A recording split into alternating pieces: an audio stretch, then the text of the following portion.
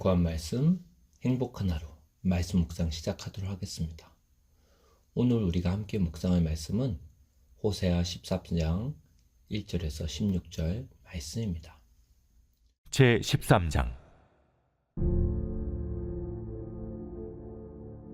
에브라임이 말을 하면 사람들이 떨었도다.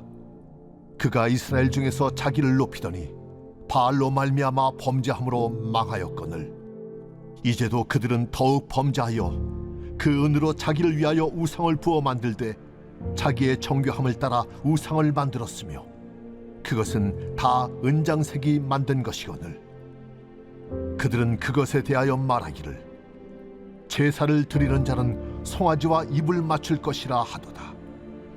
이러므로 그들은 아침구름 같으며 쉬이 사라지는 이슬 같으며 타작마당에서 광풍에 날리는 죽정이 같으며 굴뚝에서 나가는 연기 같으리라.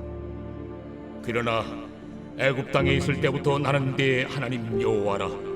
나밖에 네가 다른 신을 알지 말 것이라. 나 외에는 구원자가 없느니라. 내가 광야 마른 땅에서 너를 알았거늘 그들이 먹여준 대로 배가 불렀고 배가 부르니 그들의 마음이 교만하여 이로 말미암아 나를 잊었느니라. 그러므로 내가 그들에게 사자 같고 길가에서 기다리는 표범 같으니라. 내가 새끼 잃은 곰같이 그들을 만나 그의 염통 거풀을 찢고 거기서 암사자같이 그들을 삼키리라. 들짐승이 그들을 찢으리라. 이스라엘아, 네가 패망하였나니 이는 너를 도와주는 나를 대적함이니라. 전에 네가 이르기를 내게 왕과 지도자들을 주소서 하였느니라. 네 모든 성읍에서 너를 구원할 자 곧 네 왕이 이제 어디 있으며 네 재판장들이 어디 있느냐. 내가 분노함으로 네게 왕을 주고 진노함으로 패하였노라. 에브라임의 불의가 봉함되었고 그 죄가 저장되었나니 해산하는 여인의 어려움이 그에게 임하리라. 그는 지혜 없는 자식이로다. 해산할 때가 되어도 그가 나오지 못하느니라. 내가 그들을 수월의 권세에서 속량하며 사망에서 구속하리니 사망아 내 재앙이 어디 있느냐. 수월아 내 멸망이 어디 있느냐. 뉘우침이 내 눈앞에서 숨으리라. 그가 비록 형제 중에서 결실하나 동풍이 오리니 곧 광야에서 일어나는 여호와의 바람이라. 그의 근원이 마르며 그의 샘이 마르고 그 쌓아둔 바 모든 보배의 그릇이 약탈되리로다. 사마리아가 그들의 하나님을 배반하였으므로 형벌을 당하여 칼에 엎드러질 것이요 그 어린아이는 부서뜨려지며 아이벤 여인은 배가 갈라지리라. 북이스라엘 백성은 그들을 구원하시고 돌보신 하나님을 잊어버렸습니다. 그들은 하나님을 아는 지식이 없어 고스란히 위기와 고통을 겪다가 결국은 멸망에 이를 거라는데 이게 호세아를 통한 하나님의 예언이었죠. 오늘 1절에 3절 말씀 보면 에브라임이란 말이 나오죠. 에브라임은 북이스라엘의 대표 지파였습니다. 그래서 에브라임에 대해서 예언한다고 하면 에브라임 지파만이 아니라 에브라임을 포함한 북이스라엘로 보고 그들을 향한 예언으로 봐야겠죠. 자, 우상이 덧없는 것처럼 온갖 우상을 만들어 섬긴 북이스라엘 에브라임의 영광은 아침 안개와 새벽 이슬처럼 사라질 것입니다. 그리고 쭉정이와 연기처럼 흩어질 거라는 거죠. 4절에서 6절 말씀에는 이집트에서 종으로 살 때부터 광야의 메마른 땅을 지날 때까지 이스라엘이 아는 신은 오로지 여호와 하나님 한 분밖에 없었습니다. 그런데 그랬던 이스라엘이 이제는 배가 부르고 마음이 교만해져서 하나님을 잊어버린 거예요. 그리고 7절에서 8절 말씀 보면 이렇게 정말 이스라엘을 양처럼 키우시던 그 양의 목자셨던 주님이 배고픈 맹수처럼 이제는 오히려 이스라엘을 찢어 먹겠다고 하실 정도로 이스라엘의 배신은 충격이었습니다. 진짜 충격인 거죠. 주님이 자신의 전부를 들여 산 신부와 같은 존재였는데 그들이 음란한 존재가 되었고 하나님을 배신한 거니까요.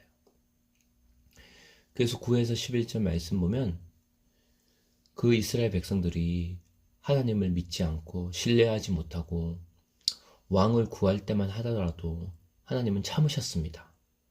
하지만 이제는 더 이상 참을 수가 없는 거죠. 우상들에게 입맞추고 절하는 것을 보시고는 마침내 그들의 멸망을 심판을 선언하십니다.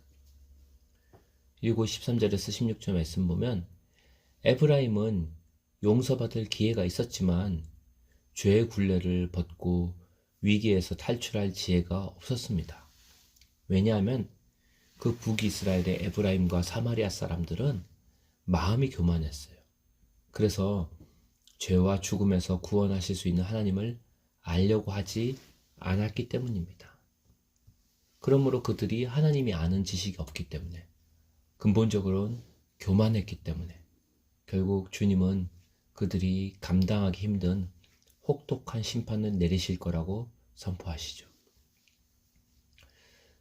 요즘 대한민국의 상황이 좋지 않다고 합니다. 여기저기 자영업자들이 폐업하고 있어요. 보면은 저기 건물 빌딩을 보면 정말 다 임대 하고 이게 공실이 되어 있는 건물들이 많이 있습니다. 그걸 볼 때 우리나라 경기가 안 좋다는 걸 많이 체감하게 되죠. 내수와 경기도 안 좋지만 정치도 불안합니다. 네. 그런데 뭐 원래 경제와 정치는 항상 안 좋다고 했으니까. 근데 요즘 들어 특히 더 안 좋아지고 있다는 걸 더 많이 느끼게 되죠. 사실 현재가 안 좋은 거는 그나마 견딜 수 있습니다. 하지만 진짜 위기인 거는 미래도 안 좋다는 거죠. 다음 세대가 결혼하지 않고 다음 세대의 출산율이 떨어지고 있기 때문이에요. 그래서 이 대한민국 조국의 미래가 더 안 보이고 어둡고 암울하다는 게 안타까운 상황인 거죠. 이스라엘이 힘들 때는 하나님을 의지하다가 세상에서 잘 나가고 물질적으로 풍요해지니까 하나님을 버렸습니다. 그리고 결국 멸망했죠. 대한민국이 뭐 선진국으로 들어갔다고 하는 게 뭐 오래전 얘기가 아니잖아요. 그냥 요즘 나온 얘기입니다. 요즘 조금 잘 살게 되니까 하나님을 인정하지 않고 하나님을 떠나는 거예요. 사람들 더 이상 복음, 예수 그리스도, 신앙생활 별로 관심이 없어요. 예. 근데 이거는 이스라엘과 똑같은 전철을 밟는 거예요. 그 역사도 그렇게 말하고 있죠. 모든 길은 로마로 통한다. 영원히 갈 것 같은 로마 제국이 하나님을 버리고 세상의 권력과 돈과 쾌락을 추구하는 순간 결국 멸망하고 역사의 뒤안길로 사라졌습니다. 그게 하나님의 심판이었죠. 해가 지지 않는 나라, 영국, 대영 제국이라고 불렸죠. 그 영국이 하나님 경외함을 버리고 인본주의를 붙잡는 순간 결국 지금의 영국은 예전의 모든 힘을 다 잃어버렸어요. 예. 잘 될 때나 안 될 때나 풍요할 때나 가난할 때나 어떤 상황이든지 하나님을 경외하라. 그것이 바로 성경과 역사를 통해 하나님이 이게 우리 주시는 가르침이라는 거죠. 우리는 그 전철을 밟으면 안 된다는 거죠. 이스라엘, 로마, 영국, 그 어떤 나라도 영원한 나라는 없는 거예요. 하나님의 나라만이 영원한 것입니다. 우리가 죄악의 구렁텅이에서 우리를 건져내시고 영과 육신의 결핍을 채우신 우리가 아는 한 분 하나님만을 경외해야 할 때인 거예요. 조금 풍요했다고, 조금 가난했다고 뭐 하나님을 모른 척하거나 무시할 게 아니고 어떤 상황, 어떤 조건에서도 오히려 삶이 풍요롭고 하는 일이 형통한 때일수록 우리가 오늘 말씀 붙잡고 다시 한번 주님을 잊지 않도록 주님을 경외하는 우리 자신, 또 우리 가정, 우리 공동체, 나아가 이 나라의 민족 될 수 있도록 함께 기도하는 시간 가지도록 하겠습니다.